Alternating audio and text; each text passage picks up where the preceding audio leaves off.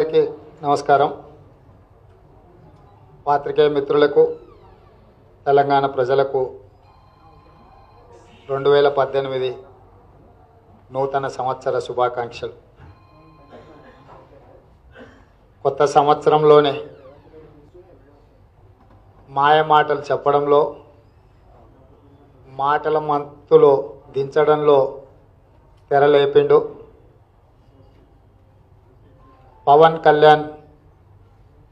జనసేన అధ్యక్షులు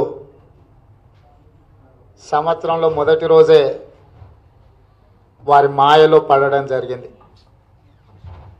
కల్వకుంట్ల చంద్రశేఖరరావు గారు తెలంగాణను బంగారు తెలంగాణ ఎట్లా చేసిండో తెలుసుకుందామని,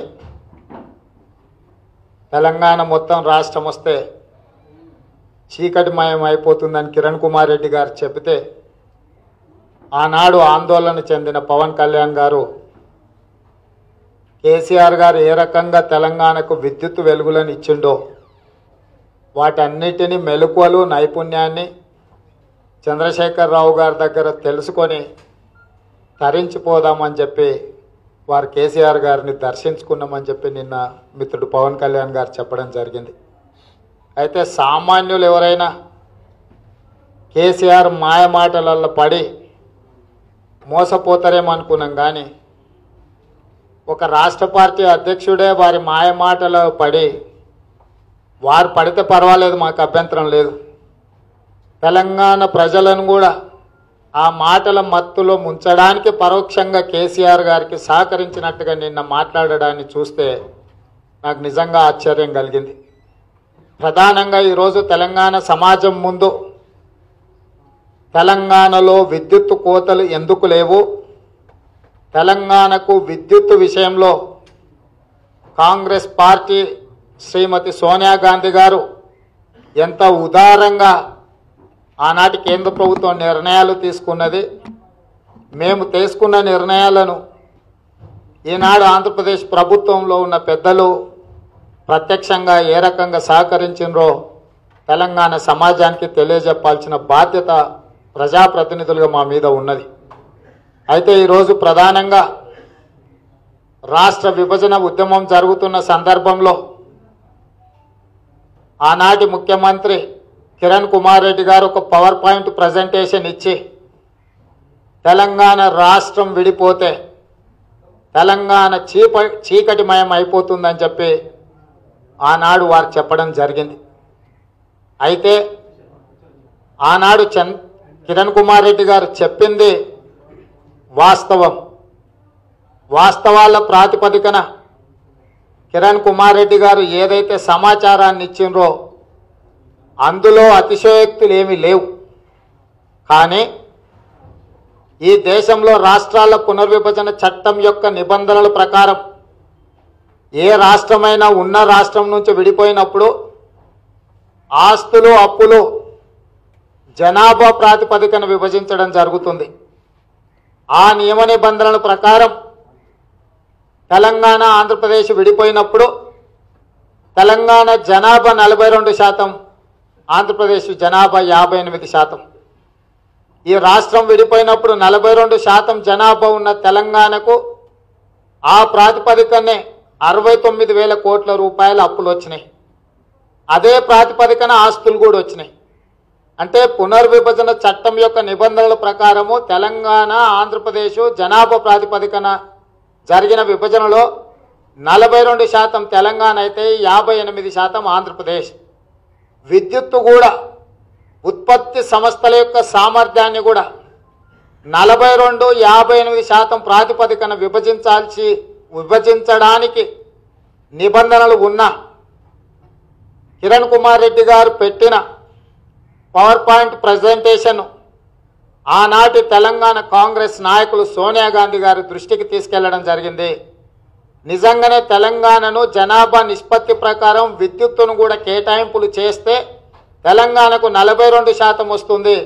42% విద్యుత్తును తెలంగాణకు కేటాయించి ఆంధ్రప్రదేశ్కు 58% కేటాయిస్తే తెలంగాణ చీకటిమయం అయిపోతుందని చెప్పి ఆనాటి తెలంగాణ కీలకమైన కాంగ్రెస్ పార్టీ నాయకులు శ్రీమతి సోనియా గాంధీ గారు మన్మోహన్ సింగ్ గారి దృష్టికి తీసుకుపోయినప్పుడు దానికి పరిష్కార మార్గంగా విద్యుత్ జనాభా ప్రాతిపదికన కాకుండా వినియోగ ప్రాతిపదికన విభజించండి అని చెప్పి సోనియా గాంధీ గారు చెప్పడం జరిగింది. వినియోగ ప్రాతిపదికన తెలంగాణ ఆంధ్రప్రదేశ్ మధ్యలో విద్యుత్తు కేటాయింపులు చేస్తే 53.89% తెలంగాణకు వచ్చింది, 46.11% ఆంధ్రప్రదేశ్కి వచ్చింది. అంటే దాదాపుగా 54% తెలంగాణకు వస్తే 46% ఆంధ్రప్రదేశ్కు పోయింది. జనాభా 42% ఉన్న తెలంగాణకు 54% విద్యుత్ వినియోగ కేటాయింపుల ప్రకారం ఇవ్వడంతో మనకు 56% వచ్చింది. అయితే ఈ 54%కి ప్రాతిపదిక ఏంటంటే 99 తర్వాత హైదరాబాదులో ఐటీ కంపెనీలు ఇక్కడ నిర్మాణం జరుగుతుంది. ఐటీ కంపెనీలు హైదరాబాద్కి తరలి వస్తున్నాయి కాబట్టి గ్రేటర్ హైదరాబాద్ పరిధిలో పూర్తి స్థాయిలో నిరంతరాయంగా 24 గంటల విద్యుత్తును ఇవ్వాలని చెప్పి ఆనాటి ప్రభుత్వం నిర్ణయం తీసుకున్నది. అదేవిధంగా వ్యవసాయ పంపు సెట్లకు ఉమ్మడి రాష్ట్రంలో 9 గంటల విద్యుత్తును ఆ రోజు ప్రభుత్వాలు ఇచ్చినాయి.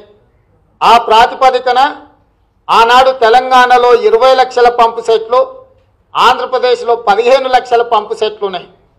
అంటే హైదరాబాద్కు నిరంతరాయంగా విద్యుత్తు వినియోగానికి అవకాశం ఇవ్వడము, తెలంగాణలో ఉన్న 20 లక్షల వ్యవసాయ పంపు సెట్లకు 9 గంటల విద్యుత్ ఇవ్వడంతో తెలంగాణ ప్రాంతంలో అత్యధికంగా విద్యుత్తు వినియోగం జరిగి 53.89% తెలంగాణ వినియోగంలో ముందున్నది. 46.11% వినియోగంతో ఆంధ్రప్రదేశ్ తర్వాతి స్థానంలో ఉన్నది. వాటి ప్రాతిపదికన రాజశేఖర రెడ్డి గారు ముఖ్యమంత్రి, కాంగ్రెస్ పార్టీ అధికారంలోకి వచ్చిన తర్వాత కూడా అదే విధానాన్ని కొనసాగించడంతో తెలంగాణ రాష్ట్రానికి దాదాపుగా 53.89% విద్యుత్తు ఆనాడు సోనియా గాంధీ గారు కాంగ్రెస్ పార్టీ కేటాయించడం వల్ల తెలంగాణలో ఉన్న విద్యుత్తు కోతలకు కొంత ఊరటనిచ్చింది. ఇది ఒక్కటే కాదు, రెండవ కీలకమైన అంశం, తెలంగాణ రాష్ట్రం విడిపోయినప్పుడు 6573 మెగావాట్ల విద్యుత్తు సామర్థ్యం తెలంగాణలో ఉన్నది. కానీ అది సరిపోలే. 2008లో భూపాలపల్లి, 2011లో ఆదిలాబాద్ జైపూర్లో భూపాలపల్లిలో 600 మెగావాట్లు, ఆదిలాబాద్లో 1200 మెగావాట్లు, మహబూబ్ నగర్ జిల్లా జూరాలలో 240 మెగావాట్లు. అంటే కాంగ్రెస్ పార్టీ అధికారంలో ఉన్నప్పుడు 2040 మెగావాట్ల విద్యుత్తు సామర్థ్యం కలిగిన పనులను ఆనాడు ప్రారంభించడంతో ఈ 2040 మెగావాట్ల విద్యుత్తు ఉత్పత్తి 2015 సంవత్సరంలో ప్రారంభమైంది. అంటే కేసీఆర్కు కష్టపడకుండా, కేసీఆర్ ఒక్క పైసా శ్రమ పడకుండా కాంగ్రెస్ పార్టీ అధికారంలో ఉన్నప్పుడు ప్రారంభించిన 2040 మెగావాట్ల విద్యుత్ ఉత్పత్తి సామర్థ్యం కలిగిన సంస్థలు ఉత్పత్తి ప్రారంభించడంతో ప్రధానమైన తెలంగాణ యొక్క విద్యుత్తు సమస్య తీరింది. ఇదే కాదు, కేంద్ర ప్రభుత్వం ఉదయ్ స్కీమ్ పేరు మీద దేశంలో ఉండే చాలా రాష్ట్రాలకు గృహ అవసరాల కోసం 24 గంటల విద్యుత్తును ఇస్తామని చెప్పి కేంద్ర ప్రభుత్వం రాష్ట్రాలకు ఉదయ్ స్కీమ్ కింద విద్యుత్తు కేటాయింపులు జరిగినాయి. ఆ కేటాయింపులో భాగంగా తెలంగాణకు కూడా గృహ అవసరాలకు అవసరమైన 24 గంటల విద్యుత్తు వినియోగానికి కేంద్ర ప్రభుత్వం కూడా అదనపు విద్యుత్తు కేటాయింపులు జరగడంతో 3వ సౌలభ్యత తెలంగాణ రాష్ట్రానికి వచ్చింది. ఇది కాకుండా ప్రైవేటు సంస్థలు తెలుగుదేశం పార్టీ, కాంగ్రెస్ పార్టీ అధికారంలో ఉన్న సందర్భంలో ప్రారంభించిన ఎన్నో వేల మెగావాట్ల థర్మల్ పవర్ విద్యుత్ ప్లాంట్లు 2015 సంవత్సరం తర్వాత అందుబాటులోకి వచ్చినాయి. ఇవాళ దేశం మొత్తం మీద 19 రాష్ట్రాలలో నిరంతరాయ విద్యుత్ ఇస్తారు. ఎక్కడ కూడా విద్యుత్ కోతలు లేవు. కేంద్రపాలిత ప్రాంతాలలో విద్యుత్ కోతలు లేవు. ఇవాళ దేశంలో కొన్ని వేల మెగావాట్ల విద్యుత్తు అదనపు ఉత్పత్తి జరుగుతుంది. ఈ అదనపు ఉత్పత్తి అయ్యే ప్రైవేటు సంస్థల యొక్క విద్యుత్తు కొనుగోలు చేయడానికి ఎవరూ లేక ఆ కంపెనీలు బ్యాంకులలో తెచ్చుకున్న రుణాలు చెల్లించక ఈనాడు ఆ కంపెనీలు దివాలా తీస్తున్నాయి. మన రాష్ట్రంలో, ఉమ్మడి రాష్ట్రంలో సమైక్య ఉద్యమాలు చేసిన నాయకుల యొక్క విద్యుత్తు సంస్థలు ఆ కోవాలో ఆ సంస్థలు ఉన్నాయి. ఈరోజు ఇక ఎందుకు తెలంగాణకు ఈ సమర్థవంతమైన విద్యుత్తును చంద్రశేఖరరావు గారు అందించగలుగుతుండ్రో కేంద్ర ప్రభుత్వ కేటాయింపులు, కాంగ్రెస్ ప్రారంభించిన ప్రాజెక్టులు, కేంద్ర ప్రభుత్వం ఇచ్చిన స్కీములు, చివరగా ప్రైవేటు కొనుగోళ్ళు ఉన్న మతలబంతి ప్రైవేటు కొనుగోళ్ళల్లో ఉంది. ఈ ప్రైవేటు కొనుగోళ్లలో రైతులను చూపించి రైతులకు 24 గంటల విద్యుత్తును ఇస్తున్నానే ముసుగు తొడిగి వేల కోట్ల రూపాయల అవినీతికి ఈ రాష్ట్ర ప్రభుత్వం పాల్పడుతున్నది. ఇవాళ చాలా ప్రైవేటు విద్యుత్తు సంస్థలు వేల మెగావాట్ల ఉత్పత్తి సామర్థ్యం ఉన్న సంస్థల నుంచి కొనుగోలు చేయడానికి ఎవరు లేక ఆ విద్యుత్తు సంస్థలు, ఉత్పత్తి సంస్థలు మూతబడ్డాయి. మూతబడ్డ సంస్థలు బ్యాంకు రుణాలు చెల్లించడానికి, తమ ఆదాయాన్ని పెంచుకోవడానికి రాష్ట్ర ప్రభుత్వంలో ఉన్న పెద్దలను ప్రసన్నం చేసుకోవడంతో, వాళ్ళను మెప్పించడంతో, వాళ్ళను ఒప్పించడంతో ఆ మూతబడబోయే సంస్థల యొక్క విద్యుత్తు కొనుగోలను అడ్డగోలుగా ఈ రాష్ట్ర ప్రభుత్వం కొనుగోలు చేసి రైతులకు 24 గంటల విద్యుత్ అని చెప్పి ఒక అందమైన ఆర్భాటపు ప్రచారాన్ని ఇవాళ చంద్రశేఖరరావు గారు తెర మీదకి తీసుకొచ్చిండు. ఇవాళ చంద్రశేఖరరావు గారు తెర మీదకి తీసుకొచ్చిన ఆర్భాటపు అందమైన అబద్ధపు ప్రచారానికి పవన్ కళ్యాణ్ గారు లోనయ్యి వారు చంద్రశేఖరరావు గారిని అభినందిస్తున్నట్టుగా మాట్లాడడం అనేది శోచనీయము. దీని వెనకాల ఉన్న మతలబును, పూర్వపరాలను పరిశీలించకుండా మిత్రుడు పవన్ కళ్యాణ్ గారు వారి మాయలో పడడాన్ని చూస్తే పవన్ కళ్యాణ్ గారికి సంపూర్ణమైన సమాచారాన్ని చేరవేయాల్సిన బాధ్యత మా మీద ఉన్నదని మేము భావిస్తున్నాము. ఈనాడు ఈ రాష్ట్ర ప్రభుత్వాన్ని నేను అడుగుతున్నా, ఈ రాష్ట్ర ప్రభుత్వానికి నేను చెప్తున్నా, ఈ రాష్ట్ర ప్రభుత్వం అధికారికంగా ప్రింట్ చేసిన వ్యవసాయదారుల యొక్క వివరాలు మొత్తం ఈ రాష్ట్రంలో 55,54,000 మంది రైతులు ఉన్నారు. ఈ 55,54,000 రైతులల్లా 48 లక్షల రైతులు చిన్న సన్నకారు రైతులు. అంటే దాదాపుగా 90% రైతులు చిన్న సన్నకారు రైతులు. చిన్న సన్నకారు రైతులు అంటే 1 ఎకరా నుంచి 5 ఎకరాల లోపు భూములు ఉన్నవాళ్ళు. ఎకరా నుంచి 5 ఎకరాల లోపు ఉన్న రైతులు 90% ఈ రాష్ట్రంలో ఉన్నారు. 48 లక్షల కుటుంబాలు ఉన్నాయి. ఈ 48 లక్షల కుటుంబాలకు ఉన్న 5 ఎకరాల లోపు భూమికి నీళ్లు పారాలంటే 1 ఎకరాకు నీరు పారాలంటే 5 HP మోటార్ ఉపయోగిస్తే గంట సమయం పడుతుంది. మొత్తం రైతులకు 5 ఎకరాల భూమి ఉందని ఒకవేళ చంద్రశేఖరరావు గారు వాదించినా ఈ 5 ఎకరాలకు సంబంధించి 5 నుంచి 7 గంటల సమయం సరిపోతుంది. అందుకే రైతులు ఏమడుగుతున్నారా అంటే రాష్ట్ర ప్రభుత్వాన్ని 9 గంటలు ఉదయం పూట నిరంతరాయ విద్యుత్తును మీరు ఎక్కడ ఈ కోతలు లో వోల్టేజ్ లేకుండా రైతులకు విద్యుత్తును అందించమని అడిగినారు. ఏ రైతులు కూడా 24 గంటల విద్యుత్తును కోరుకోలేదు. ఏ రైతులు కూడా 24 గంటల విద్యుత్ ఇవ్వడం వల్ల వాళ్ళకు ప్రయోజనం లేదు. ఈ రాష్ట్రంలో ఉన్న రైతులు మొత్తం 90% 5 ఎకరాల లోపల ఉన్న రైతులే. ఈ చిన్న సన్నకారు రైతులకు సామర్థ్యవంతమైన విద్యుత్తును 9 గంటలు నిరంతరాయంగా పగటిపూట ఇస్తే 100% రైతులకు ప్రయోజనం ఉంటుంది. కానీ ఈరోజు చంద్రశేఖరరావు గారు 24 గంటల ముసుగులో రైతులకు విద్యుత్తును ఇస్తున్నా అని చెప్తే ఇందులో చాలా ప్రమాదాలు పొంచి ఉన్నాయి. రాత్రిపూట వ్యవసాయ పొలాలకు వెళ్ళి మోటార్లు పెట్టుకోవాలంటే ఆనాడు ఉన్న ప్రభుత్వాల మీద ఇదే చంద్రశేఖరరావు గారు మీరు అర్ధరాత్రి పూట విద్యుత్ ఇస్తారా? మీరు నాణ్యత లేని విద్యుత్ ఇవ్వడంతో మోటార్ దగ్గర పెళ్ళాము ఉంటే స్టార్టర్ దగ్గర భర్త ఉన్నాడు, ఇవాళ మోటార్ దగ్గర భార్య, స్టార్టర్ దగ్గర భర్త ఉంటే వాళ్ళ సంసారం సాగేది ఎట్లా అని ఇదే శాసనసభలో ఈటెల రాజేందర్ గారు మాట్లాడిండ్రు. నేను అడుగుతున్న ఈరోజు రాత్రిపూట మీరు విద్యుత్ ఇవ్వడం వల్ల ఎవరికి ప్రయోజనం ఉంది? ఇవాళ మీరు 90% రైతులకు 9 గంటల నాణ్యమైన విద్యుత్తునిస్తే సరిపోతుంది, పగటిపూట ఇస్తే సరిపోతుంది. కానీ మీరు 24 గంటల విద్యుత్తు ఇస్తున్నా అనడంలో రైతుల ప్రయోజనం లేదు. ప్రైవేటు విద్యుత్ ఉత్పత్తి సంస్థల యొక్క యాజమాన్యాల ప్రయోజనం ఉంది. వేల కోట్ల రూపాయల ప్రభుత్వ ధనాన్ని వాళ్ళ దగ్గరికి వెళ్ళి విద్యుత్తు కొనుగోలు చేయడానికి మీరు కేటాయించడం వల్ల ఈరోజు ఈ రాష్ట్ర ప్రజల మీద భారం పడుతుంది. కొనుగోలు లేక దివాలా తీసిన ప్రైవేటు కంపెనీలను బాగు చేయడానికి ఆ యజమానులు ఇచ్చే ముడుపులను దృష్టిలో పెట్టుకొని ఈనాడు మీరు రైతులకు 24 గంటల విద్యుత్ ఇస్తున్నామనే నాటకానికి తెరలేపి దానికి ఆర్భాటపు ప్రచారాన్ని తోడుదేసి దానికి పవన్ కళ్యాణ్ గారిని ఉపయోగించి దుర్వినియోగం చేసి ఈనాడు ప్రజల్ని మభ్యపెట్టే ప్రయత్నం చేస్తున్నాడు.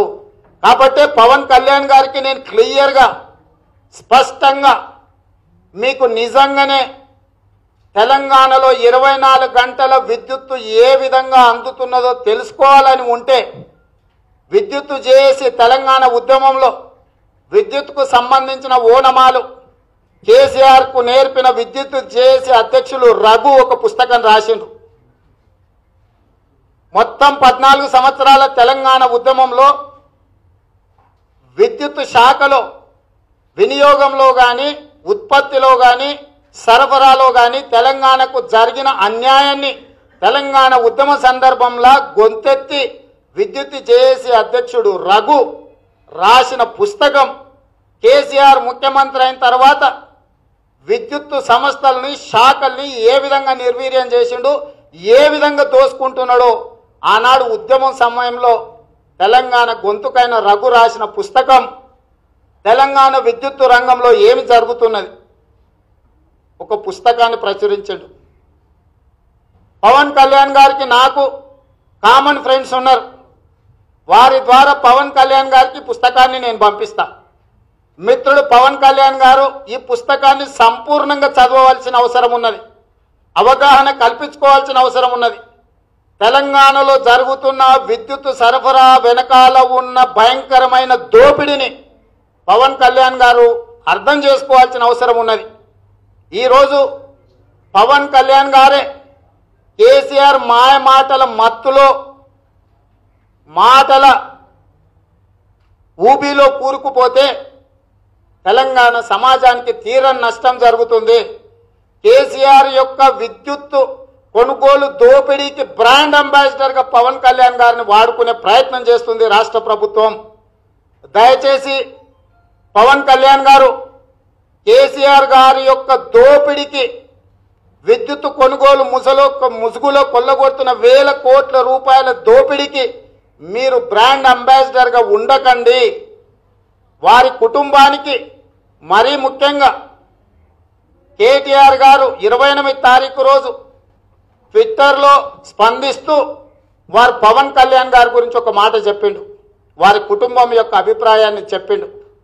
పవన్ కళ్యాణ్ గారి గురించి ఒక మాట చెప్పండి అని ఎవరో అడిగితే ఎనిగ్మా అన్నాడు. ఎనిగ్మా అంటే mysterious, otherwise difficult to understand. Telangana భాషలో చెప్పాలంటే అపరిచితుడు. పవన్ కళ్యాణ్ గారి మీద కేసీఆర్ కుటుంబానికి ఉన్న అభిప్రాయాన్ని కేటీఆర్ గారు కరెక్ట్ 4 రోజుల క్రితం బయటపెట్టిండు. ఎనిగ్మా అని దానికి తెలుగు భాషలో అనువాదం చేస్తే అపరిచితుడు. కేసీఆర్ కుటుంబం దృష్టిలో అపరిచితుడుగా ఉన్న పవన్ కళ్యాణ్ను కూడా వీళ్ళ దోపిడీకి బ్రాండ్ అంబాసిడర్గా ఉపయోగించుకునే ప్రయత్నం చంద్రశేఖరరావు గారు చేస్తున్నారంటే చంద్రశేఖరరావు గారు ఎంత తెలివి కల్లోడో, ఎంత అతి తెలివి వ్యవహారం చేస్తున్నాడో ఒక్కసారి తెలంగాణ సమాజం అర్థం చేసుకోవాల్సిన అవసరం ఉన్నది.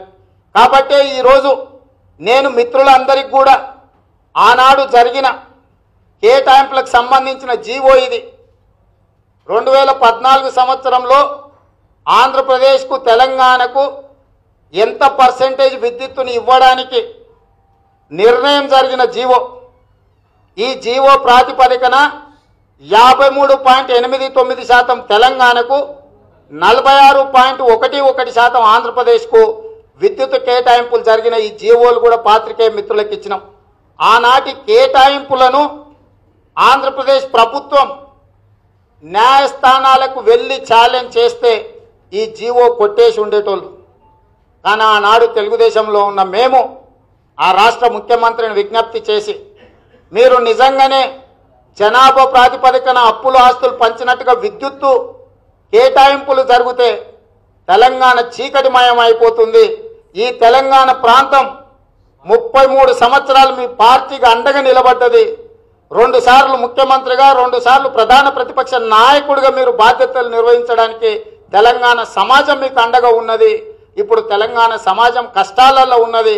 మీరు తెలంగాణ సమాజానికి అండగా ఉండండి అని చెప్పి ఆనాటి తెలుగుదేశం పార్టీ నాయకులు చంద్రబాబు నాయుడు గారు మాట్లాడడంతో వారు మా వాదనను ఏకీభవించి ఈ జీవోను హైకోర్టులో కానీ సుప్రీంకోర్టులో కానీ ఆంధ్రప్రదేశ్ ప్రభుత్వం ఛాలెంజ్ చేయలేదు. కాబట్టే ఈరోజు తెలంగాణకు సోనియా గాంధీ గారు వినియోగ ప్రాతిపదికన విద్యుత్తును కేటాయిస్తే చంద్రబాబు నాయుడు గారు ఆ జీవోకు సహకరించడం వల్ల, కేంద్ర ప్రభుత్వం ఉదయ స్కీమ్ ఇవ్వడం వల్ల ఈరోజు ప్రైవేటు విద్యుత్ సంస్థలు దేశంలోనే అత్యధికంగా విద్యుత్తును ఉత్పత్తి చేసి అవసరానికి మించిన కొన్ని వేల మెగావాట్లు ఈరోజు ఈ దేశంలో అదనపు విద్యుత్ సామర్థ్యాన్ని ప్రైవేటు సంస్థలు సాధించడంతో ఈరోజు తెలంగాణలో విద్యుత్ కోతలు లేవు. శాసనసభలో విద్యుత్తుకు సంబంధించి చర్చ జరిగినప్పుడు కల్వకుంట్ల చంద్రశేఖరరావు గారు నవంబర్ 10, 2014 రోజు శాసనసభలో 3 సంవత్సరాలలో 21,000 మెగావాట్ల అదనపు విద్యుత్తును ఉత్పత్తి సామర్థ్యాన్ని సాధిస్తామని చంద్రశేఖరరావు గారు చెప్పిండ్రు.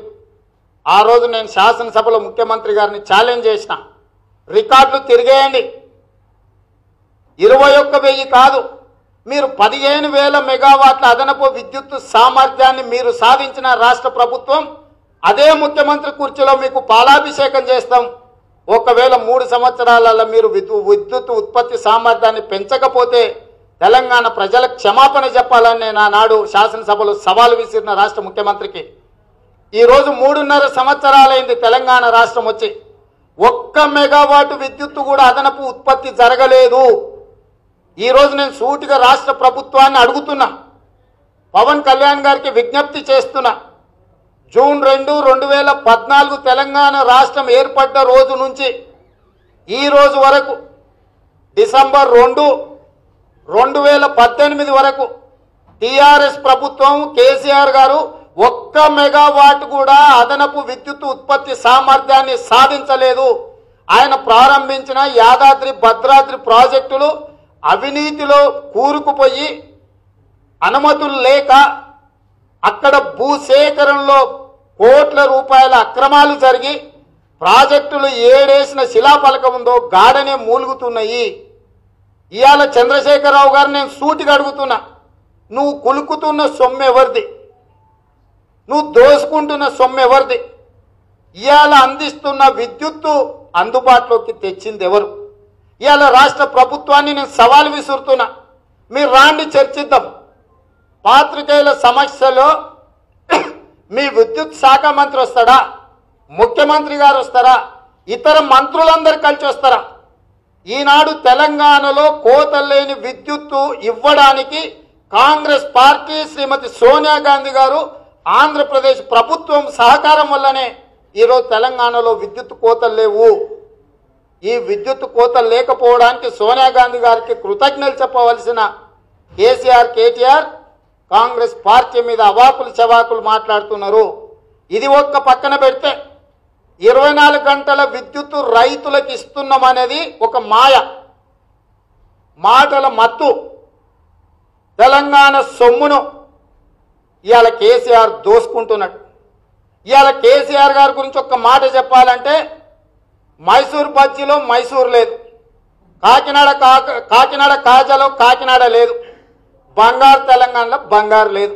ఈ బంగారం ఎక్కడ పోయిందా అంటే మొత్తం కేసీఆర్ కుటుంబమే దోసుకున్నది.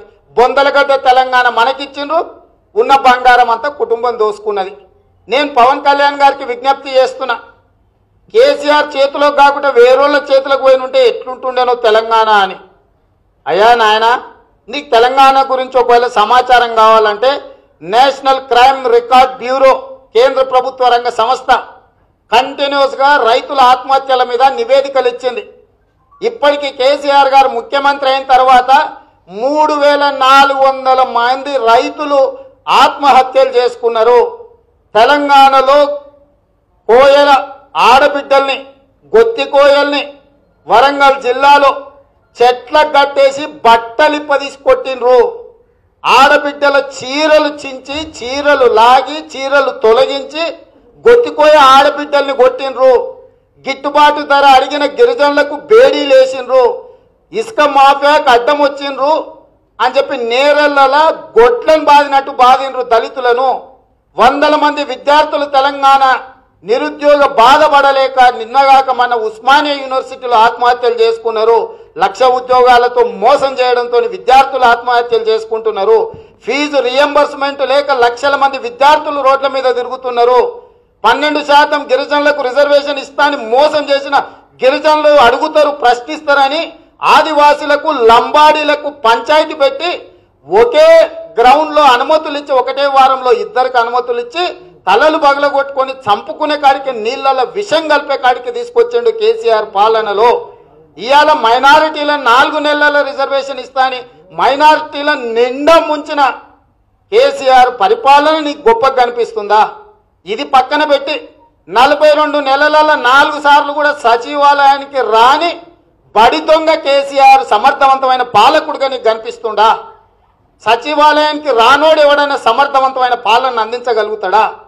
అలాంటోని నువ్వు సమర్థిస్తావా? నక్సలైట్ల ఎజెండాని నా ఎజెండా అని చెప్పుకునే కేసీఆర్ ఆయన కుటుంబంలో ఇంతమందికి పదవులు ఇచ్చిండు. ఏ నక్సలైట్ ఎజెండాలో కేసీఆర్ను ముఖ్యమంత్రిని చేయమని, అల్లుడిని మంత్రిని చేయమని, కొడుకుని మంత్రిని చేయమని, బిడ్డను ఎంపీని చేయమని ఏ నక్సలైట్ల దాంట్లో ఉందో, ఎజెండాలో ఉందో చెప్పగలవా? ఇవాళ నక్సలైట్ల ముసుగులో గిరిజన పిల్లల్ని చదువుకున్న శృతి సాగర్ను వరంగల్లో పట్టుకెళ్ళి పట్టపగలు కాల్చి అడవిలో అనాథ శవాలను చేసిన కేసీఆర్ పాలన నీకు బ్రహ్మాండంగా కనిపిస్తుందా? ఏం చూసి కేసీఆర్ పాలన నీకు బాగా అనిపించింది పవన్ కళ్యాణ్ గారు? ఏంటిది? మీరు ఏ ప్రాతిపదికన కేసీఆర్ గారికి సర్టిఫికెట్ ఇచ్చారు? ఇవాళ నేను అడుగుతున్నా, మీ మీద మాకు నమ్మకం ఉంది. మీరు నిజంగానే రాజకీయాలకు వచ్చింది ప్రజలకు ఏదన్నా చెయ్యాలనే పట్టుదలతో మీరు వచ్చిందని భావించినాం నిన్నటి వరకు. కానీ ఈరోజు ఆలోచన చేయాల్సిన పరిస్థితులు ఉన్నాయి. మీరు కేసీఆర్ గారిని సమర్థిస్తున్నారంటే మీకు పూర్తి స్థాయిలో తెలంగాణలో జరుగుతున్న అంశాల మీద అవగాహన, సమాచార లోపమన్న ఉండాలి, లేదా మీ ఇద్దరి మధ్య ఏదైనా అవగాహన అయినా జరిగి ఉండాలి. ఇవాళ కేసీఆర్ అందిస్తున్న దుర్మార్గమైన పాలన పవన్ కళ్యాణ్ గారికి ఎట్లా బాగా అనిపించిందో నాకు అర్థం కాలేదు. ఇవాళ నీళ్లు, నిధులు, నియామకాల పేరు మీద 14 సంవత్సరాలు తెలంగాణ ఉద్యమం నడిపిన టీఆర్ఎస్ పార్టీ చివరికి వచ్చే వరకల్లా బర్రెలు, గొర్రెలు, చేపలు, సిల్క్ స్మిత చీరలు వంచకాడికి వస్తే ఆ సిల్క్ స్మిత చీరలలో కూడా 150 కోట్ల అవినీతి జరిగితే పవన్ కళ్యాణ్ గారికి ఎందుకు మరి చాలా బాగా నచ్చిందో నాకు అర్థం కాలేదు. ఇవాళ నేను అడుగుతున్న సూటిగా పవన్ కళ్యాణ్ గారిని, మీరు తక్షణమే సంపూర్ణమైన సమాచారం తెప్పించుకొని తెలంగాణ ప్రజల ముందుకు వచ్చి మీరు మాట్లాడాలి. మీ సంపూర్ణమైన అవగాహనను ప్రజలకు వివరించాలి. మీరు ఇవాళ కేసీఆర్ గారిని సమర్థిస్తూ నిన్న మాట్లాడిన మాటలు తెలంగాణ సమాజము ఏమాత్రం కూడా వాటిని ఆమోదించదు. దయచేసి మీరు అర్థం చేసుకోండి. తెలంగాణలో రాచరిక పాలన నడుస్తుంది, కుటుంబ పాలన నడుస్తుంది. తెలంగాణ ఉద్యమం మొత్తం ఆనాడు రజాకర్లకు వ్యతిరేకంగా 4000 మంది సాయుధ పోరాటంలో ఆత్మ బలిదానాలు చేసుకున్నది. తొలి ఉద్యమంలో అమరులైంది, మలి ఉద్యమంలో అమరులై తెలంగాణ సాధించుకున్నది. ఆత్మ గౌరవం కోసం, డెమోక్రటైజేషన్ కోసం, అంటే ప్రజాస్వామ్యయుతమైన పాలన కోసం, స్వయం పాలన కోసం, సామాజిక న్యాయం కోసం తెలంగాణ ఉద్యమం జరిగింది. ఆత్మ గౌరవం కోసం, స్వయం పాలన కోసం, సామాజిక న్యాయం కోసం జరిగిన ఉద్యమాన్ని చీమలు పెట్టిన పుట్టలు పాములు కబ్జా పెట్టుకున్నట్టు తెలంగాణ బిడ్డలు ఆత్మ బలిదానాలు చేసి సాధించుకున్న తెలంగాణను కేసీఆర్ కుటుంబం ఆక్రమించుకుంటే ఆ కుటుంబాన్ని మీరు సమర్థించుకుంటూ మాట్లాడడం సమంజసమా? నేను సూటిగా పవన్ కళ్యాణ్ గారిని ఒక మాట అడుగుతున్నా. తొలి ఉద్యమంలో 369 మంది, మలి ఉద్యమంలో 1200 మంది అమరవీరులు ఉన్నారు. ఈ అమరవీరుల కుటుంబానికి 10 ఎకరాల భూమి, ప్రతి కుటుంబానికి ఉద్యోగం, 10 లక్షల రూపాయలు, అదేవిధంగా వైద్య ఆరోగ్య వసతులు కల్పిస్తామని మొదటి శాసనసభ సమావేశాలలో కేసీఆర్ గారు తీర్మానాన్ని ప్రవేశపెడితే శాసనసభలో ఏకగ్రీవ తీర్మానం జరిగింది. 42 నెలలైన 500 మందిని మాత్రమే అమరవీరులను గుర్తించారు. 1569 మంది తొలిమలి ఉద్యమంలో తెలంగాణకు ఆత్మ బలిదానాలు చేసుకుంటే 42 నెలలలో ఈ రాష్ట్ర ప్రభుత్వం గుర్తించింది 500 పైచిలుకే. మేము రాష్ట్ర ప్రభుత్వాన్ని ఎందుకు గుర్తించలేదని మేము ప్రశ్నిస్తే అమరవీరుల జాడ దొరుకుతలేదన్నాడు. ఎంత దుర్మార్గం, ఎంత నీచం, ఎంత నికృష్టుడైన నాయకుడైనా తెలంగాణ కోసం ఆత్మ బలిదానాలు చేసుకున్నప్పుడు అంబాసిడర్ కార్ వేసుకొని కండువా తీసుకెళ్లి వాళ్ళ మీద కప్పి ముసలి కన్నీళ్లు గార్చిన ఈ రాష్ట్ర ప్రభుత్వం 42 నెలలల్లా 1569 మంది అమరవీరుల కుటుంబాలను గుర్తించలేదు. వాళ్ళకి అందిస్తున్న ఆర్థిక సహాయాన్ని అందించలేదు, వాళ్ళకి ఇస్తాన్న ఉద్యోగాలు ఇవ్వలేదు, వాళ్ళకి ఇస్తాన్న డబుల్ బెడ్రూమ్ ఇండ్లు ఇవ్వలేదు, కనీసం వాళ్ళ తల్లిదండ్రులకు వైద్య ఆరోగ్య సహకారం కూడా అందించలేదు. ఇంత దుర్మార్గమైన పాలన అందిస్తున్న, ఆత్మ బలిదానాలు చేసుకుని అమరవీరులను అవమానిస్తున్న కేసీఆర్ పాలన మీకెందుకు బ్రహ్మాండంగా కనిపించిందో తెలంగాణ సమాజానికి సమాధానం పవన్ కళ్యాణ్ గారు చెప్పాలని నేను డిమాండ్ చేస్తున్నా. తెలంగాణ ఉద్యమంలో ప్రత్యక్ష భాగస్వాములమైన మేము ఈ రాష్ట్ర ప్రభుత్వం యొక్క వైఖరి, వ్యవహార శైలి, అవినీతిని చూస్తుంటే మా రక్తం మరిగిపోతుంది. అట్లాంటి మమ్మల్ని అవమానించే విధంగా నువ్వు కేసీఆర్కు మద్దతు పలుకుతావా? కేసీఆర్ ఇంటికెళ్ళి మీరు మాట్లాడుకుంటే మాకు అభ్యంతరం లేదు, అది మీ వ్యక్తిగతం. 2 రాజకీయ పార్టీల నాయకులు, అధ్యక్షులు కూర్చొని చర్చించుకున్నా మాకు అభ్యంతరం లేదు. కానీ అవినీతి, అసమర్థ కుటుంబ పాలనను మీరు సమర్థిస్తే మీ ఆలోచన విధానం ఏ వైపుగా, ఏ దిశగా సాగుతున్నదో మేము అనుమానించవలసిన పరిస్థితి వచ్చింది. ఒక విద్యుత్తే కాదు, ఈరోజు విద్యుత్ 24 గంటల ముసుగులో కేసీఆర్ యొక్క 42 నెలల దుర్మార్గమైన పాలనను కేసీఆర్ గారిని కాపాడడానికి, కేసీఆర్ అవినీతిని కప్పిపుచ్చడానికి పవన్ కళ్యాణ్ గారిని టీఆర్ఎస్ ప్రభుత్వం వాడుకున్నదని భావించక తప్పదు. కాబట్టే సంపూర్ణమైన వివరాలతో తెలంగాణ సమాజానికి వివరణ ఇవ్వాల్సిందిగా పవన్ కళ్యాణ్ గారిని డిమాండ్ చేస్తున్నాము. విద్యుత్కు సంబంధించినంత వరకు రఘు రాసిన పుస్తకాన్ని మిత్రుడు పవన్ కళ్యాణ్ గారికి చేరేటట్టు నేను చూస్తా. మిగతా సమాచారం పట్ల మీకు అవగాహన కావాలంటే రఘును మీరైనా పిలుచుకోండి, మేము వారిని ఒప్పించే ప్రయత్నం చేస్తాం. లేదా మీరైనా రఘుని కలవండి, మీరు సమాచారం తెచ్చుకోండి. ఇప్పటి వరకు పవన్ కళ్యాణ్ చూసింది ఒకవైపే, రెండో వైపు కూడా చూడాలి పవన్ కళ్యాణ్. ఆ ఒకవైపులో ఉన్నది కేసీఆర్ కుటుంబమే. ఆ కుటుంబంకు మీ మీద ఉన్న అభిప్రాయం ఏందో మొన్ననే కేటీఆర్ చెప్పిండు, మీరు అపరిచితుడని. మీ మీద ఇలాంటి అభిప్రాయం కేటీఆర్కు ఉంటే మీరు మాత్రం వాళ్ళ కుటుంబ దోపిడీని సమర్థించుకుంటూ వాళ్ళ దోపిడీకి ఒక ముసుగు దొడిగి వాళ్ళు గొప్ప వ్యక్తులు అన్నట్టుగా మీరు బ్రాండ్ అంబాసిడర్గా మారడం అనేది మాకు నిజంగా ఆవేదన కలిగించేది. కాబట్టి ఇంకో వైపునున్న వాస్తవాలను, కేసీఆర్ యొక్క ఆర్భాట ప్రచారాల మాయలో పడకుండా, కేసీఆర్ మాయ మాటలు నమ్మకుండా, మాటల మత్తులో పవన్ కళ్యాణ్ దిగకుండా అన్ని విషయాలను క్షుణ్ణంగా అర్థం చేసుకోవాల్సిందిగా జనసేన అధ్యక్షుడు పవన్ కళ్యాణ్ గారికి విజ్ఞప్తి చేస్తున్నా.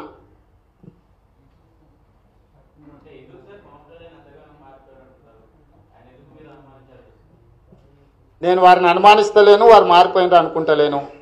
మీరు ఎట్లయితే కేసీఆర్ మాయలో పడి ఆయన చెప్పే అబద్ధాలను అన్నిటిని కూడా, ఎందుకంటే ఎంత పెద్ద అబద్ధాన్ని అయినా దానికి తీపి పూసి, చేదు గులికకు తీపి పూసి మింగించడంలో కేసీఆర్ ఎక్స్పర్ట్. పవన్ కళ్యాణ్ను కూడా ఆ రకంగా మభ్యపెట్టి ఉంటాడు కేసీఆర్ అని నేను అనుకుంటున్నా. కాబట్టి వాస్తవాలను చెప్పడం కోసమే, వాస్తవాలను పవన్ కళ్యాణ్ ద్వారా ఉభయ రాష్ట్రాల ప్రజలకు వివరించే ప్రయత్నమే మేము చేస్తున్నాం. కాబట్టి పవన్ కళ్యాణ్ గారు మారిపోయిందనో, పవన్ కళ్యాణ్ గారు ఏదో చేస్తున్నారనో మేము భావించడం లేదు.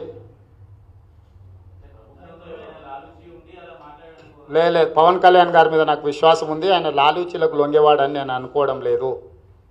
సంపూర్ణమైన సమాచారం లేకపోవడం వల్ల, సమాచార లోపం వల్ల పవన్ కళ్యాణ్ గారు ఆ విధంగా అనుకుంటుండొచ్చు. రెండవది, కేసీఆర్ చేస్తున్న ఆర్భాట ప్రచారాన్ని చూస్తే ఎవరైనా మోసపోవడం సునాయాసం.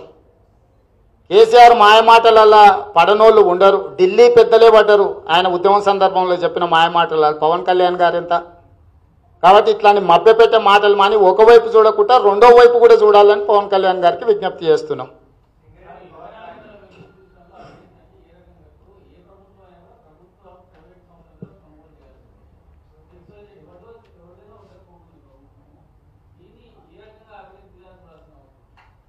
ఈరోజు విధానాలు చెప్పిన రేపు విద్యుత్ కొనుగోళ్లలో విద్యుత్ సంస్థల నిర్మాణానికి సంబంధించిన అవినీతి ఏ రకంగా జరుగుతుందో సంపూర్ణంగా రేపటి ప్రెస్ మీట్లో చెప్తా. ఎందుకంటే ఇది చాలా పెద్ద సబ్జెక్టు.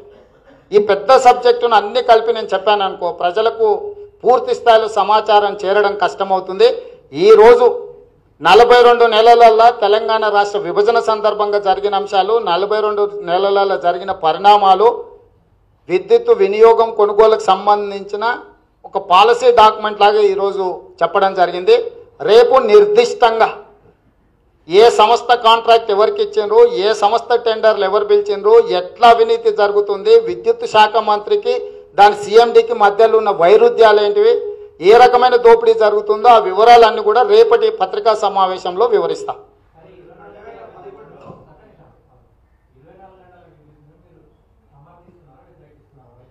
మీరు చెప్పండి. 5 ఎకరాల లోపు ఉన్న రైతులు 48 లక్షల మంది ఉన్నారు రాష్ట్రంలో.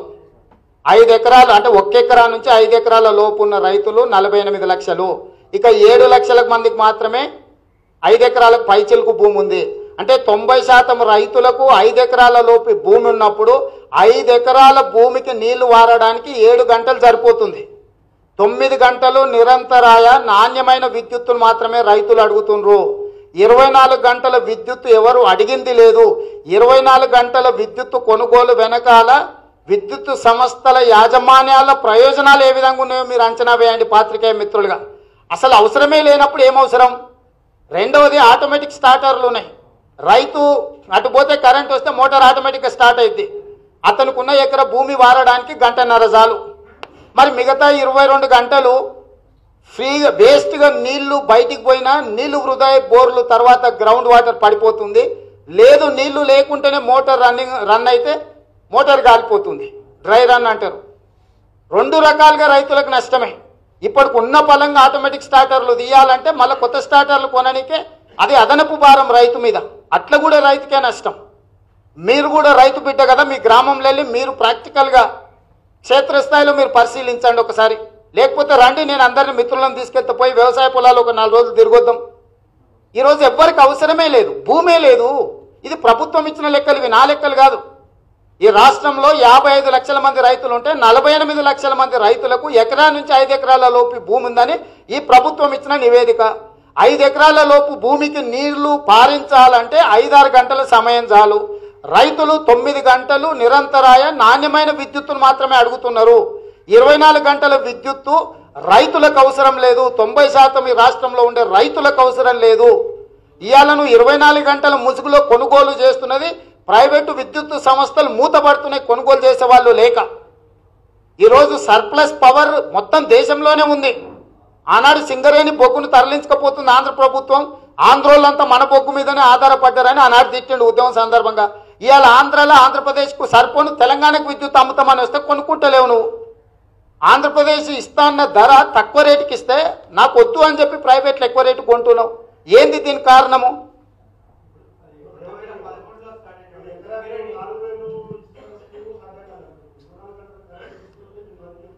మీరు విద్యుత్ గురించి అడగండి చెప్తా. మీరు మళ్ళీ డివైడ్ చేసి ఇంకో సబ్జెక్టు పోకండి. ఈరోజు విద్యుత్ గురించి మీరు ఏమైనా అడగండి. 100% విద్యుత్ విషయంలో సంపూర్ణమైన సమాచారంతో నేను ఇక్కడ ఉన్నా, అవగాహనతో నేను ఇక్కడ ఉన్నా.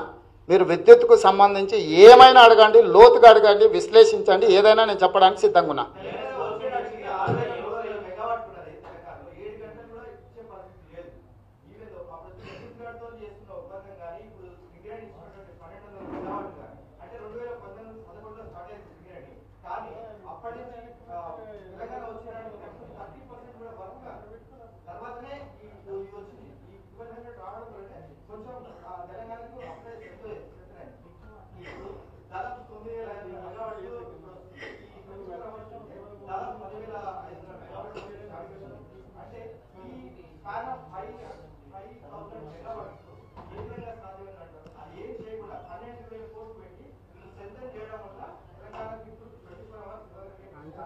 మీరే పత్రిక వార్త కదా మిత్రమా, నేను మిమ్మల్ని ఒక ప్రశ్న సూటిగా వేస్తున్నా. మీరు ప్రశ్నలు వేస్తే నేను సమాధానం చెప్తాను. నేను మిమ్మల్ని ఒక ప్రశ్న వేస్తున్నా, ప్రభుత్వాన్ని మీరు అడగాలి. కేసీఆర్ జూన్ 2, 2014 నాడు ముఖ్యమంత్రిగా ప్రమాణ స్వీకారం చేసిండు. ఈరోజు జనవరి 2, 2018, దాదాపుగా 3.5 సంవత్సరాలు పూర్తయింది. 3.5 సంవత్సరాలలో ఈ రాష్ట్ర ప్రభుత్వం ప్రారంభించిన ఏ ఒక్క మెగావాట్ అని రాష్ట్ర ప్రభుత్వం ఉత్పత్తి సామర్థ్యాన్ని సాధించిందా? ఆ ఉత్పత్తి సామర్థ్యాన్ని సాధించకుండా ఈ విద్యుత్ కష్టాలు తీరినే దానికి మాదే గొప్పతనం అని ఎట్లా చెప్తాడు?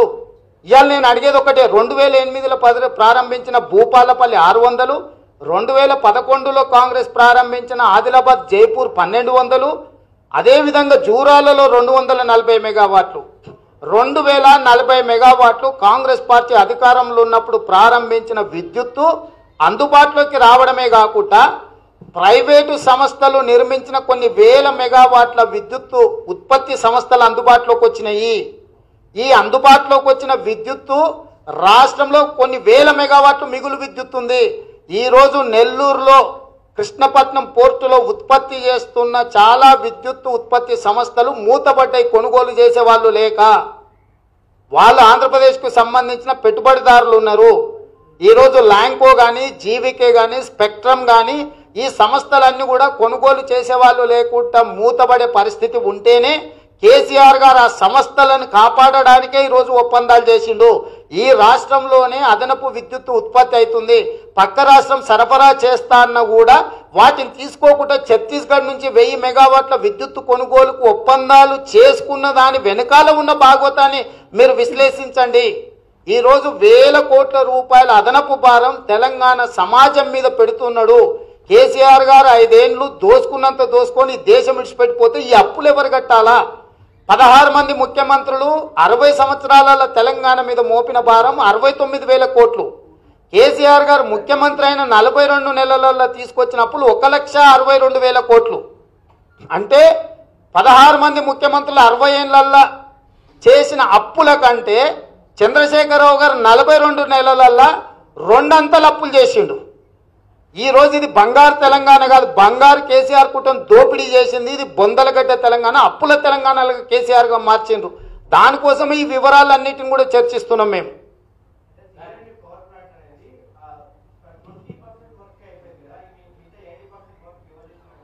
2015లోనే ఉత్పత్తి ప్రారంభమైందని అంటే ఎట్లా మిత్రమా 20% చేసిందని? పేమెంట్స్ రికార్డ్స్ తీయండి. ఎస్, జనవరి 14 వరకు 80% వర్కులు కంప్లీట్ అయినాయి. మీరు అట్లా అడ్డమూపితే ఎట్లా? నా దగ్గర సమాచారం ఉంది, మీకు కావాలంటే పూర్తి సమాచారాన్ని నేను ఇస్తా. మరి ఆయననే చెప్పమన్నారు, ఇవి కాంగ్రెస్ ప్రారంభించింది మేము పూర్తి చేసామని చెప్పమన్నారు. ముఖ్యమంత్రి ఏమంటాడు? ప్రభుత్వం మంచి పని చేస్తే అభినందించాలి కదా అంటాడు కదా. మరి మేము అధికారంలో ఉన్నప్పుడు చేసిన మంచి పనులు అభినందించాలి కదా. ఇది కాంగ్రెస్ పార్టీ ప్రారంభించింది, ఇది కాంగ్రెస్ పార్టీ ప్రారంభించింది, ఇది కాంగ్రెస్ పార్టీ ప్రారంభించింది. కేవలం నేను అయిపోయినాక ఫోటోలు దిగినా ఆయన ఒక్కసారి చెప్పొచ్చు కదా. ఎందుకు పవన్ కళ్యాణ్కి చెప్పొచ్చు కదా, పోయినప్పుడు ఇదంతా కాంగ్రెస్ వాళ్ళు చేసారు. సోనియా గాంధీ గారు 53.89% ఇచ్చిండ్రు. నరేంద్ర మోడీ గారు ఉదయ స్కీమ్లో గ్రామాలకు అన్నిటికీ నిరంతరాయ విద్యుత్ ఇచ్చిండు. తర్వాత కాంగ్రెస్ ప్రారంభించిన గిన్ని 2040 మెగావాట్లు అందుబాటులోకి వచ్చింది. ఫైనల్గా నేను ప్రైవేట్ సంస్థలలో కొనుగోలు చేసి వేసిన బాగా గట్టిగానే అని చెప్పి గవి చెప్తే అప్పుడు చర్చ అంతా కొంత సామరస్యపూర్వకంగా జరుగుద్ది ముందుకు.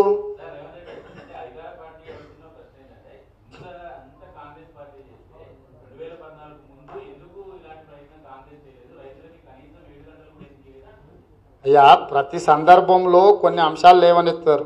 2001లో చంద్రశేఖరరావు, 2000 సంవత్సరంలో చంద్రశేఖరరావు గారు 16 జీవో వద్దు, మానవ వనరులను ఇతర ప్రాంతాలను ఇక్కడ ఉపయోగించుకోవాలి, ఇవ్వడం తలకాయ లేనోడు మానవ వనరులను ఉపయోగించుకోకుండా అక్కడ పక్కన పెడతారా అని ఇదే అసెంబ్లీలో మాట్లాడిన రికార్డు ఉంది.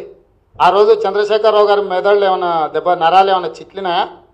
మళ్ళీ తర్వాత 16 జీవో అమలు చేయాలని ఎందుకు ఉద్యమం చేసిండు? ఎవరు ఏం చేయకుండానే ఈ సామర్థ్యత వచ్చిందా? పరిణామ క్రమంలో చేసే ఉత్పత్తి అభివృద్ధి పదం వైపు నడుస్తుంది.